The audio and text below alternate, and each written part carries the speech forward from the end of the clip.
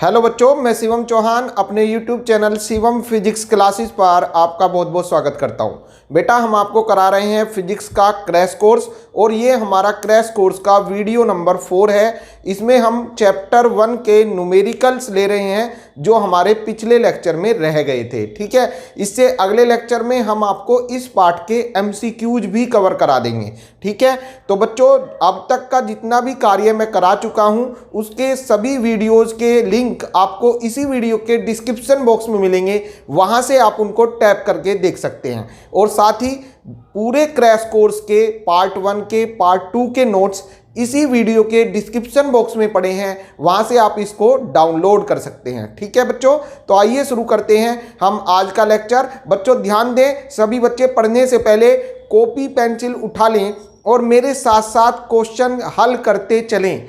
प्रयास करें वीडियो को पॉज करके जो न्यूमेरिकल आए, ठीक है, पहले उसको अपने आप करके देखें, फिर अगर कहीं से अटकता है तो उसको देखें।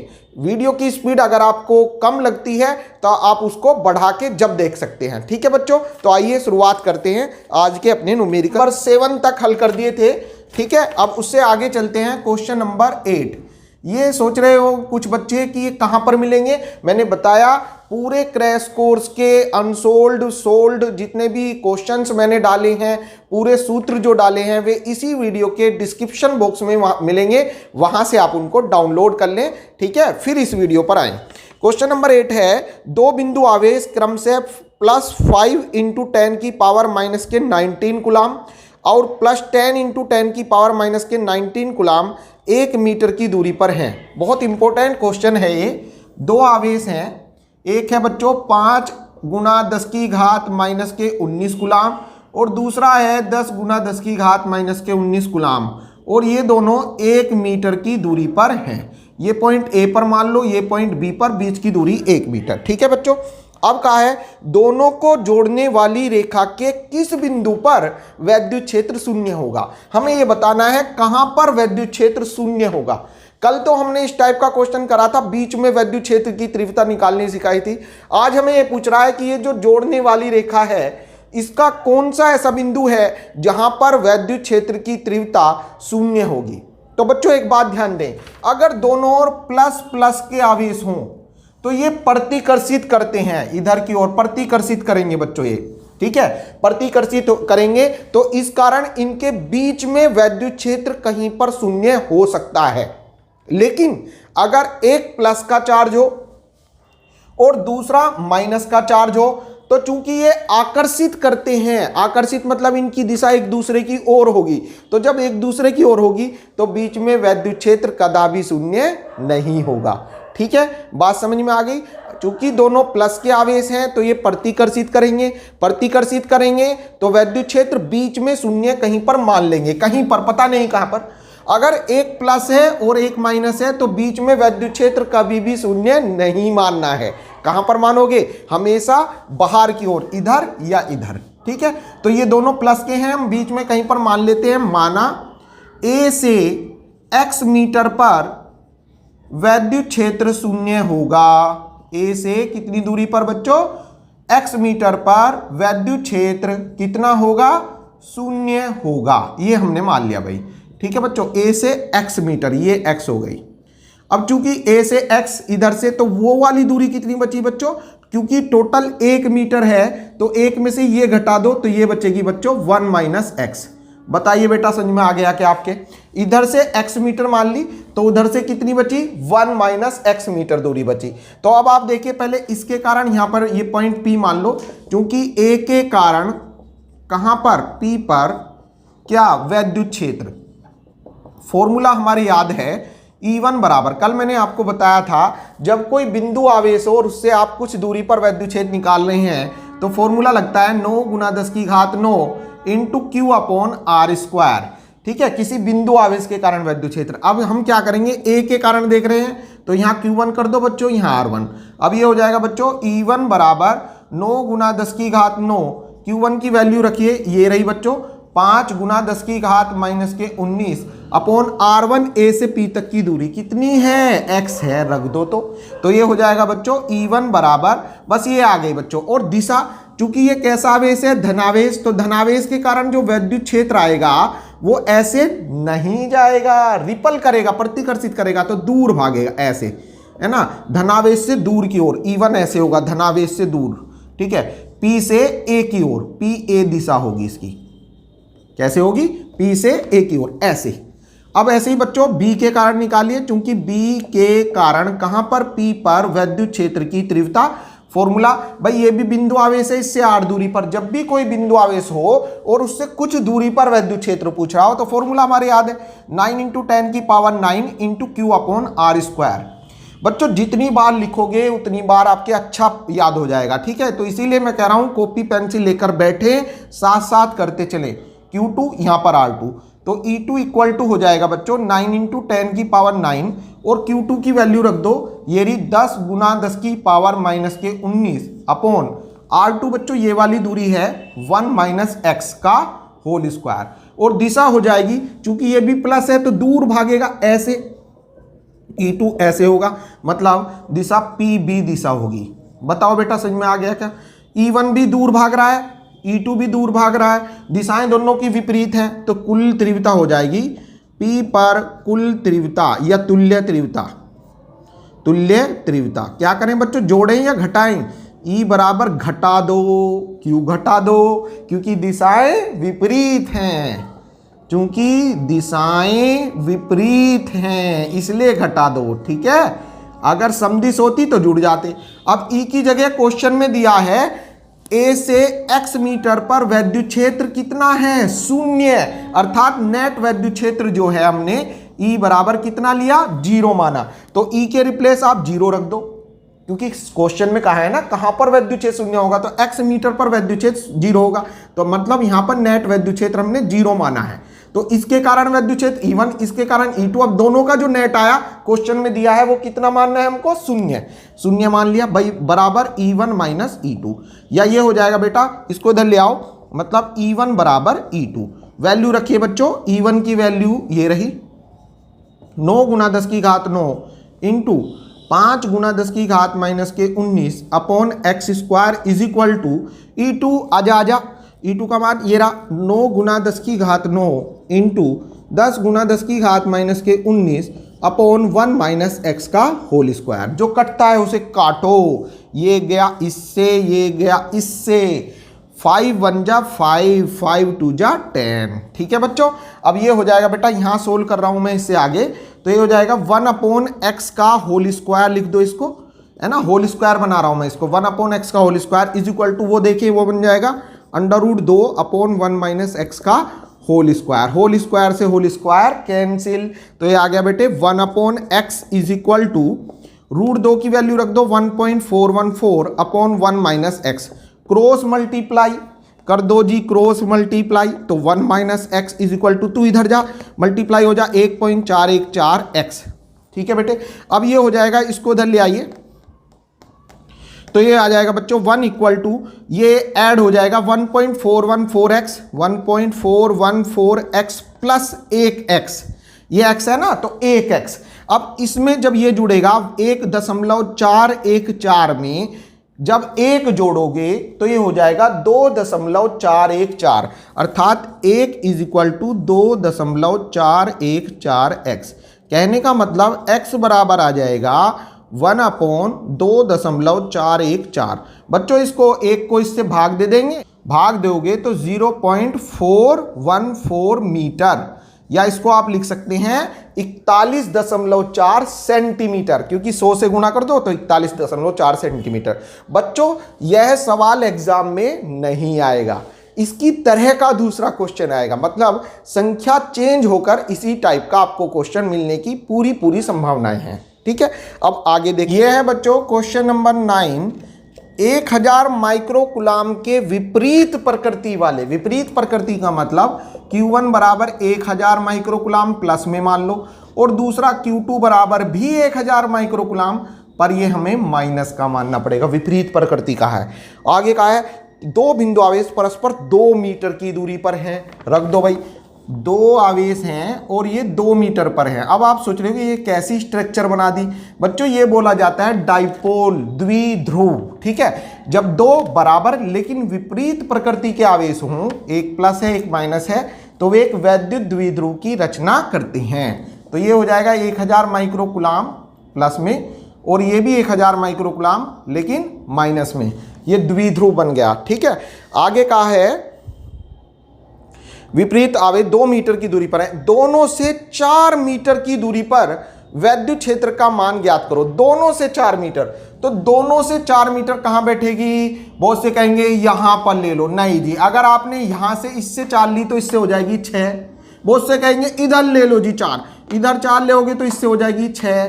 क्वेश्चन में कहा है दोनों से 4 मीटर, तो दोनों से 4 मीटर या तो ऊपर या नीचे। यहां पर एक पॉइंट मान लीजिए P, इससे भी 4 मीटर, इससे भी 4 मीटर, ये दोनों से 4 मीटर, ये पॉइंट P हो गया। यहां पर हमें वैद्युत क्षेत्र की तीव्रता ज्ञात करनी है ना, दोनों से 4 मीटर पर। तो कैसे निकालेंगे बच्चों? ये वैद्युत द्विध्रुव है क्योंकि बराबर लेकिन विपरीत प्रकृति के आवेश है, और आप देख पा रहे हैं बिंदु P जो है दोनों से 4 मीटर पर, ये निरक्षीय स्थिति होगी। इसकी कौन सी स्थिति होगी? निरक्षीय स्थिति। मैंने बताया था जब मैं इस पाठ की समरी आपको पढ़ा रहा था, निरक्षीय और अक्षीय स्थिति में अंतर। अक्षीय क्या होता है? द्विध्रुव की सीधी रेखा में, निरक्षीय परपेंडिकुलर। तो ये कौन सी स्थिति है? निरक्षीय। तो हमें पहले क्या करना होगा? इस द्विध्रुव का आघूर्ण निकाल लो।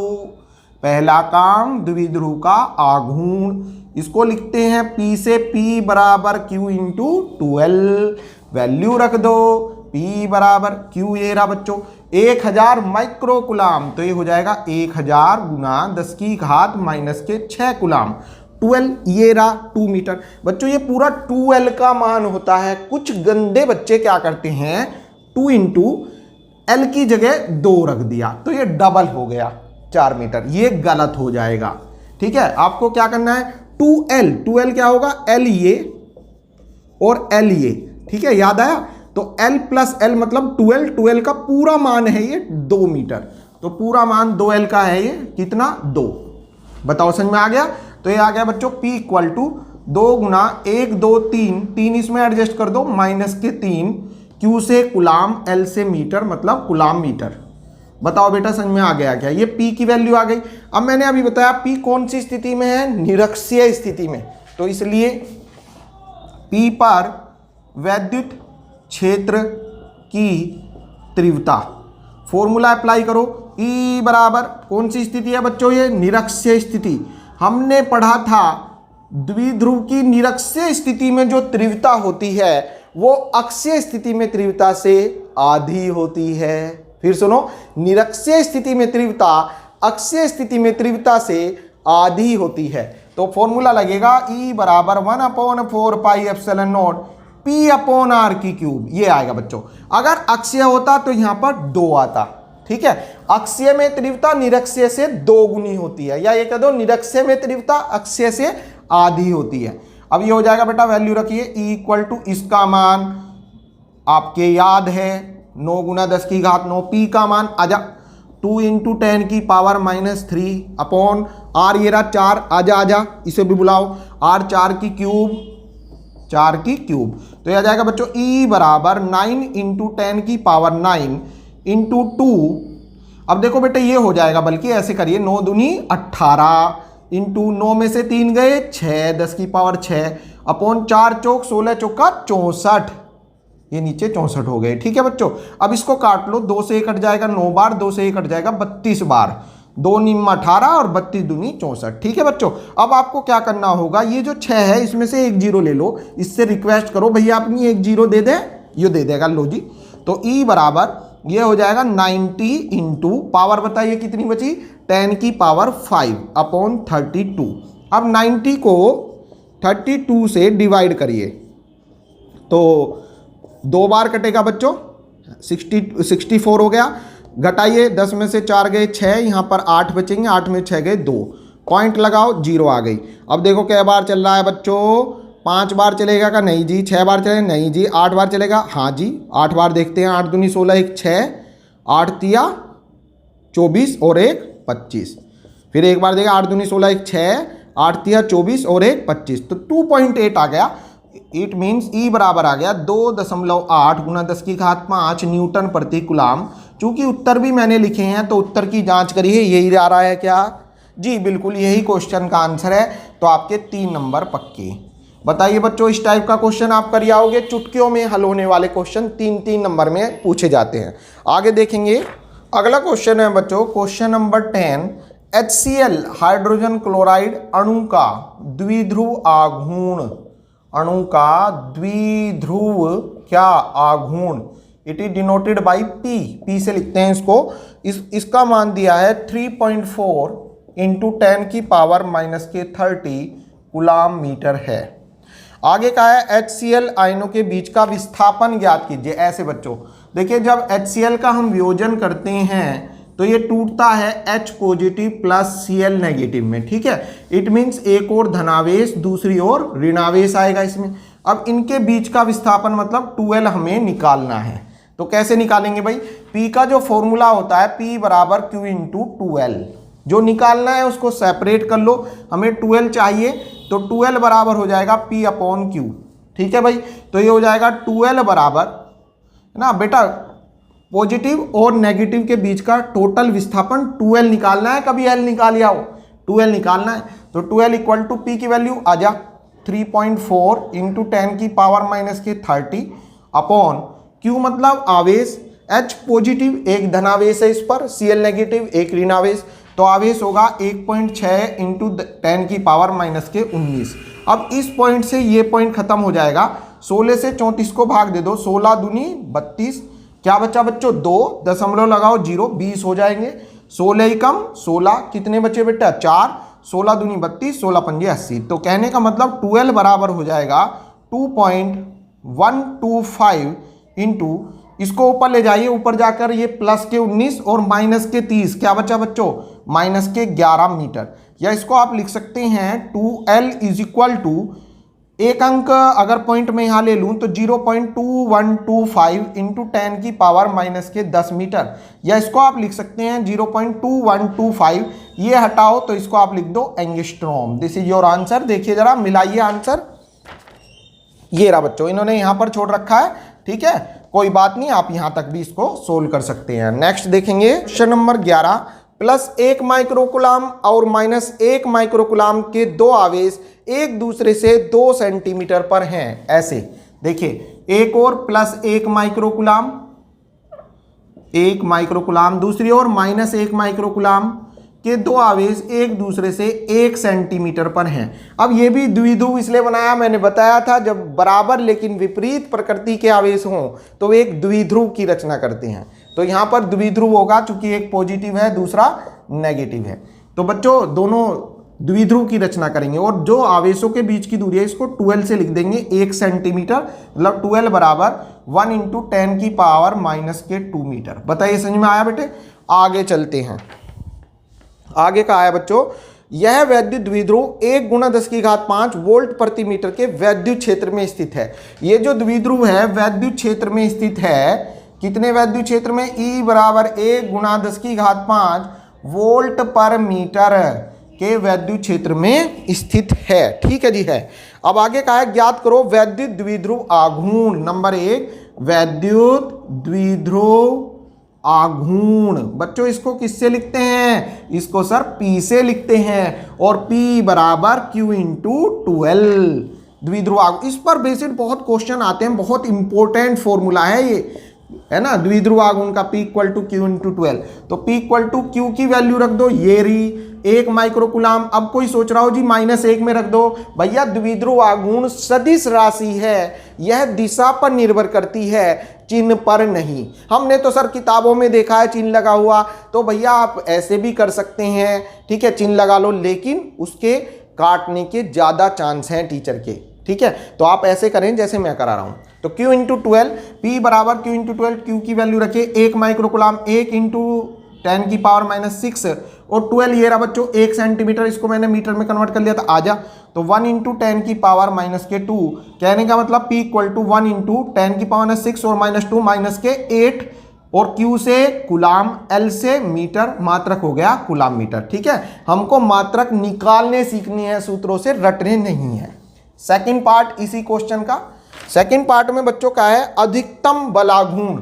बलाघूर्ण का सूत्र वैसे तो टो बराबर पीई साइन थीटा होता है, लेकिन अगर क्वेश्चन में अधिकतम पूछे, अधिकतम बलाघूर्ण, अधिकतम टॉर्क, अधिकतम बलाघूर्ण मतलब maximum torque, tau maximum equal to PE हो जाता है, क्योंकि अधिकतम स्थिति में साइन 90 रख देते हैं और साइन 90 का मान होता है 1। तो टो मैक्स बराबर पीई, अर्थात tau max equal to P की वैल्यू रखो, आजा 1 × 10 की पावर -8, और ई कहाँ है भाई, ये रहा, आ जाओ ई, तुम भी आइए, ई की बारी 1 × 10 की पावर 5, तो ये आ गया बच्चे टो मैक्सिमम बराबर 1 × -8 + 5 मतलब -3 न्यूटन मीटर। बताइए बेटे समझ में आ गया क्या? ठीक है, अब आगे देखते हैं क्वेश्चन नंबर 12 और क्वेश्चन नंबर 13, ये दोनों एक से ही क्वेश्चन हैं। ठीक है, इनमें मैं 13वां कराता हूं। वैसे भी 12वां क्वेश्चन मैंने पहले भी अपने एक्सप्लेन, जब मैंने आपको सिलेबस पढ़ाया था वहां पर आपको ये क्वेश्चन कराया हुआ है गामा फिजिक्स में। मैं उसका लिंक भी डाल दूंगा, क्वेश्चन 12 का आंसर ऐसे करके उसका लिंक लिख दूंगा, वहां से आप उसको देख लें। ठीक है, वैसे 12 और 13 दोनों सेम क्वेश्चन है बिल्कुल। 13वां मैं आपको बता रहा हूं। 13वां क्वेश्चन है बच्चों, 12वां मिटा देते हैं, ये आपके लिए बना है, 13वां मेरे लिए बना है। एक वर्ग के दो विपरीत कोणों पर कैपिटल क्यू आवेश रखा है। वर्ग बना दो, वर्ग, वर्ग मतलब जिसकी सारी साइड्स बराबर हो, ये वर्ग हो गया। इसके विपरीत कोने बच्चों, जैसे कोने ए बी सी डी, विपरीत कोने ऐसे होते हैं ए सी या बी डी, ऐसे है ना। अब वो कह रहा है विपरीत कोनों पर कैपिटल क्यू आवेश रखा है। ठीक है, विपरीत कोनों पर कैपिटल क्यू आवेश रखा है। आगे कहा है दूसरे दो विपरीत कोनों पर स्मॉल क्यू आवेश रखा है। अच्छा जी, लो जी, यहां पर स्मॉल क्यू, यहां भी स्मॉल क्यू, यहां पर कैपिटल क्यू, यहां पर कैपिटल क्यू। ठीक है, रख दिया जी। जैसे जैसे कहेंगे हम ऐसे ऐसे करेंगे। यदि किसी कैपिटल क्यू पर नेट बल शून्य हो, मान लो इस पर या इस पर, कोई से भी कैपिटल क्यू पर नेट बल शून्य हो, मान लीजिए इस पर कह रहा है माना, या ये लिखिए प्रश्नानुसार, प्रश्नानुसार अकॉर्डिंग टू क्वेश्चन ए पर कैपिटल क्यू पर नेट बल क्वेश्चन में दिया है कितना है, शून्य है।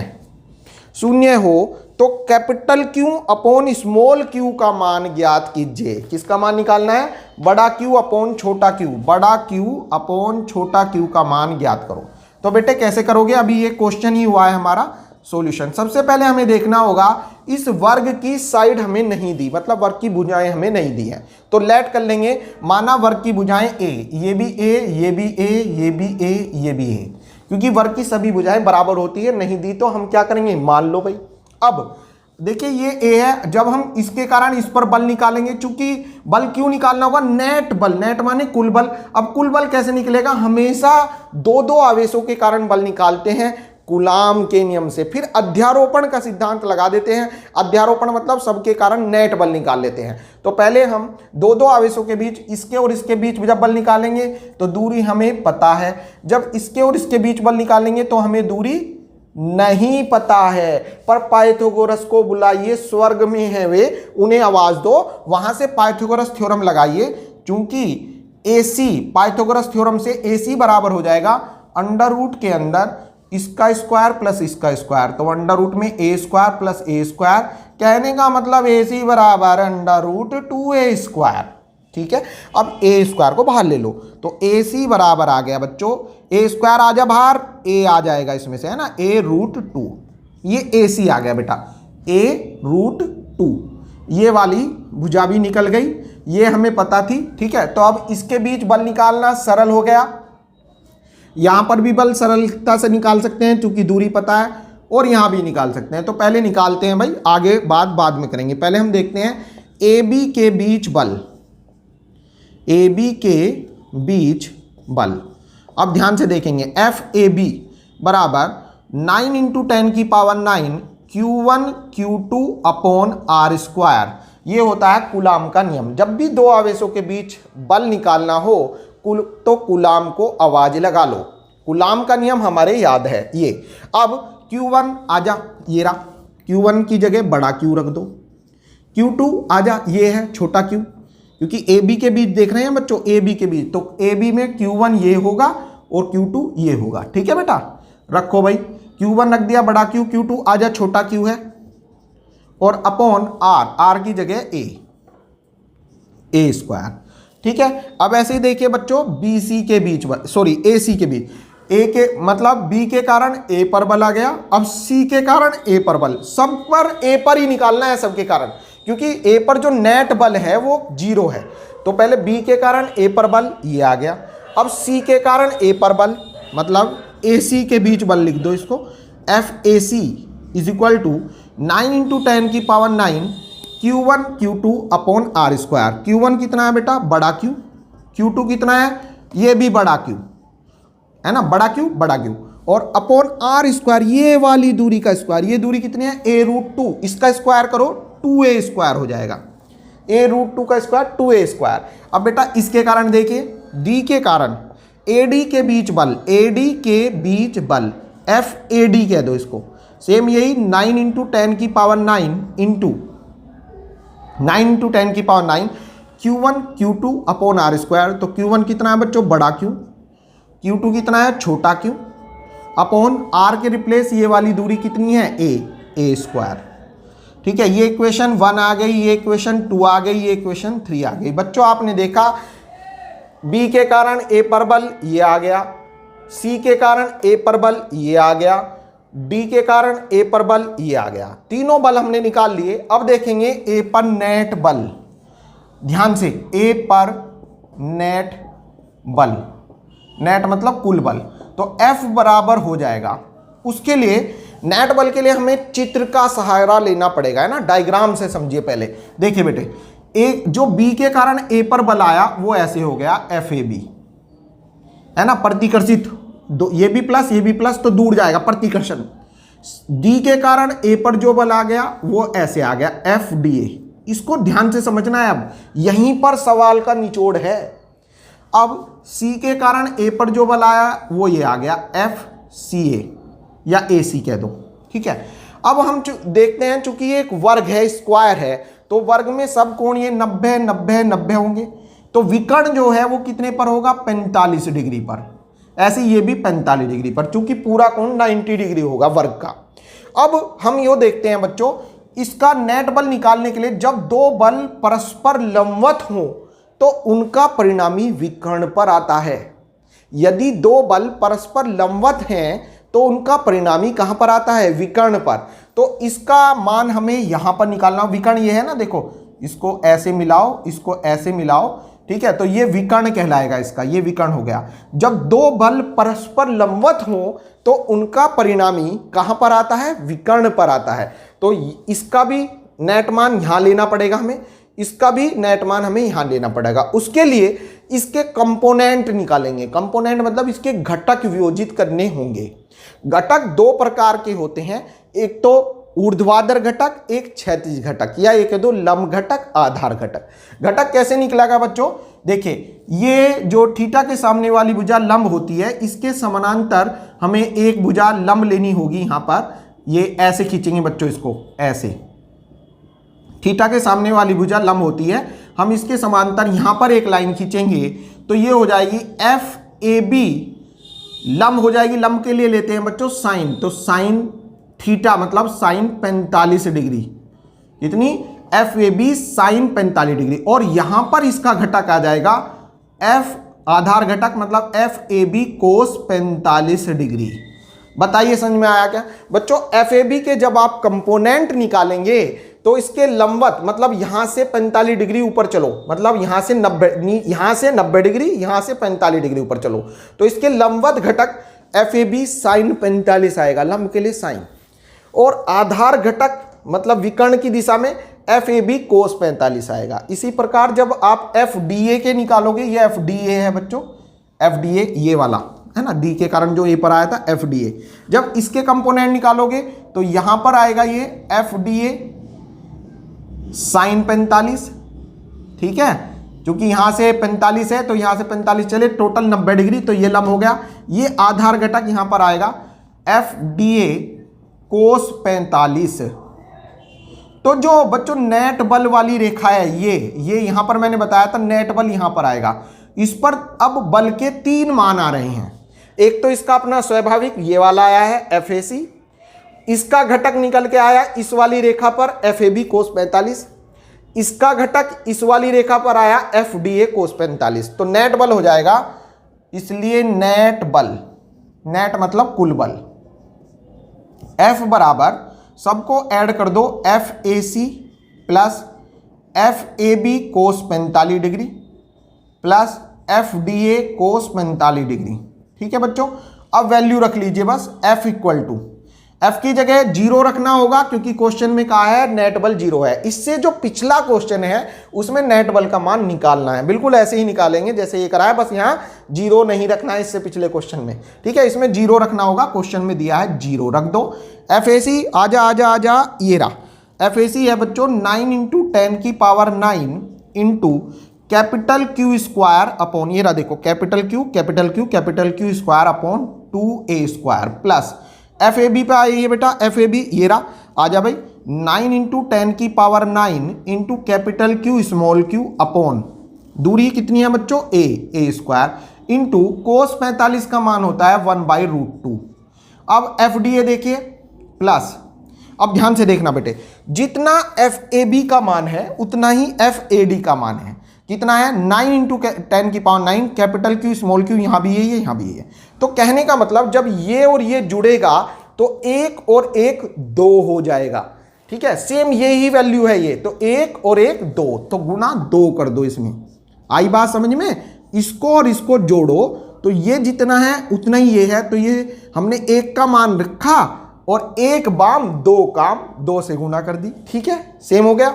अब आपको देखना है बच्चों कॉमन जो आ रहा है उसको ले लो, 0 इक्वल टू कॉमन ये आ रहा है 9 गुना 10 की घात 9, कॉमन आ जा भाई, अपोन में से A स्क्वायर कॉमन आ रहा है, आजा भाई आजा, A स्क्वायर तू भी आजा कॉमन। तो क्या बचा भाई, यहां पर बचा बेटा Q स्क्वायर अपॉन 2, यहां पर ये बचा प्लस, अब यहां देखिए क्या बचा, ये बचा बच्चों capital Q into small q, और बच्चों ये √2 से ये 2 √2 बार कट जाएगा, मतलब √2 भी बचा। ठीक है, √2 से इस 2 को काटा हमने कितने बार, √2 बार, तो ये बचा कैपिटल Q स्मॉल q और इंटू √2, और अपोन में कुछ नहीं बच रहा क्योंकि A स्क्वायर हमने कॉमन ले लिया, तो अपोन में बचा 1। ठीक है, समझ में आया। अब बेटा ये 0 के अपोन में चला जाएगा, 0 हो जाएगा, 0 तो सबको 0 ही बना देता है, जब 0 के बटे में जाएगा तो ये 0 हो जाएगा। तो ये हो गया 0 equal to capital Q square upon 2 plus capital Q into small q into √2, ये आ गया बच्चों। अपोन में 1 भी लिख दो, चलो ठीक है आपकी संतुष्टि के लिए। अब हम क्या करते हैं, ये प्लस में है, इसको इधर ले आओ, आजा आजा, बराबर से इधर आजा, माइनस में ले आओ इसको, आजा भाई। तो ये आ गया √2 कैपिटल Q स्मॉल q। ठीक है, √2 कैपिटल Q स्मॉल q काय में आया भाई, ये आया माइनस में। ठीक है, बराबर, क्योंकि ये इधर प्लस का था ना तो इधर पहुंचेगा माइनस में, बराबर क्या बचा बेटा, बराबर में as it is Q square upon 2। कुछ कटता है तो काट दो। अब देखो क्या कटा, इस कैपिटल Q से ये कैपिटल Q कैंसिल हो जाएगा। कहने का मतलब अब ये हो जाएगा, तू इधर आ जा, तू इधर आ जा, क्योंकि क्वेश्चन में पूछा है capital Q upon small q का मान क्या होगा। तो ये हो जाएगा, स्मॉल q को अपॉन में ले लो तो capital Q upon small q is equal to 2 गुना में आ जाएगा माइनस के 2√2 अपॉन 1। ठीक है, ये मान आ गया capital Q upon small q का, यही आपका आंसर। बच्चों इस टाइप का क्वेश्चन 3 नंबर में नहीं आएगा, ये 5 नंबर का क्वेश्चन है, इसमें साथ में 1 नंबर का कुछ क्वेश्चन और भी जुड़ा हुआ आ सकता है। ठीक है, तो बच्चों ये हमने सारे न्यूमेरिकल कवर किए, इनसे अतिरिक्त आपके एग्जाम में कुछ नहीं आएगा। हाँ, मैंने पहले जो बताई थी उस बात को मैं फिर रिपीट कर रहा हूँ, संख्या चेंज होकर आ सकता है लेकिन टाइप सब ये ही आएंगे। अब हम इससे अगले लेक्चर में इस चैप्टर के MCQs कवर करेंगे, जो कि आपके बोर्ड एग्जाम के लिए साथ ही सारे कॉम्पिटिटिव एग्जाम के लिए बहुत इंपॉर्टेंट है। तो आज के लिए इतना ही बहुत है। Thank you so much.